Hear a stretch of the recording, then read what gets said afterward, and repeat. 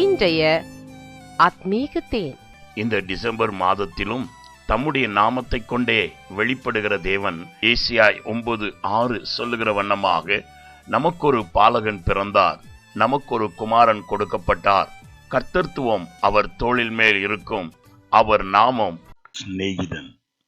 இன்று தினத்தின் தியானத்திற்காக எரேமியா 31:3-4 உங்களுக்காக வாசிக்கட்டும்.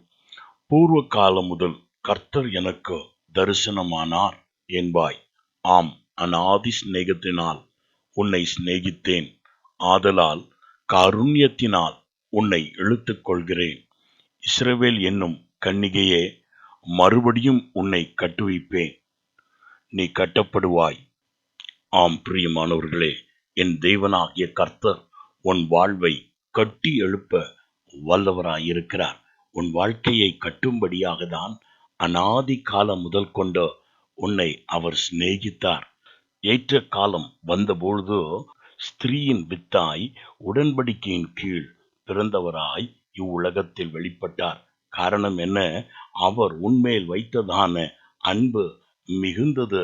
உன்னை தன்னோடு சேர்த்து கொள்ளும்படியாய் அவருடைய அநாதி சிநேகத்தினால் உனக்காய் மனு உருவானார். மாத்திரமல்ல, உன்னை மீட்டு தன்னோடு வைத்துக் கொள்ளும்படியாய் உன்மேல் இருக்கின்ற எல்லா அக்கிரம கட்டுகளில் இருந்தும் உன்னை விடுவித்த தன்னுடையவனாய் மாற்றிக்கொள்ளும்படி உன்மேல் வைத்த சிநேகிதம் பெரியது.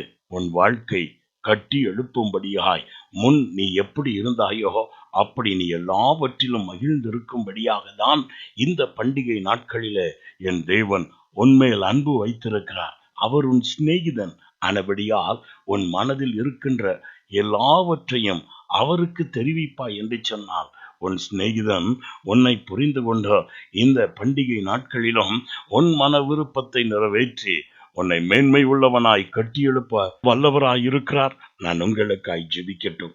எங்களை அதிகமாய் நேசிக்கும் அன்புள்ள பிதாவே, எங்கள் வாழ்க்கையின் ஆதாரமானவரே, இதோ உடைய பிள்ளைகளுடைய வாழ்க்கையை தனிப்பட்ட ஜீவியத்திலும் குடும்ப ஜீவியத்திலும் தொழிலிலும் அவர்களுடைய பிள்ளைகளுடைய வாழ்க்கையையும் நீர் கட்டி எழுப்ப வல்லவராய் இருக்கின்றபடியால், எங்கள் மேல் கருசனை கொண்டவராய் இருக்கின்றபடியால் நன்றி ஆண்டவரே. அப்படியே உம்முடைய பிள்ளைகளுடைய வாழ்க்கையை எல்லாவற்றிலும் கட்டி எழுப்புவீராக. இயேசுவின் நாமத்தில் பிதாவே, ஆமென். God bless you.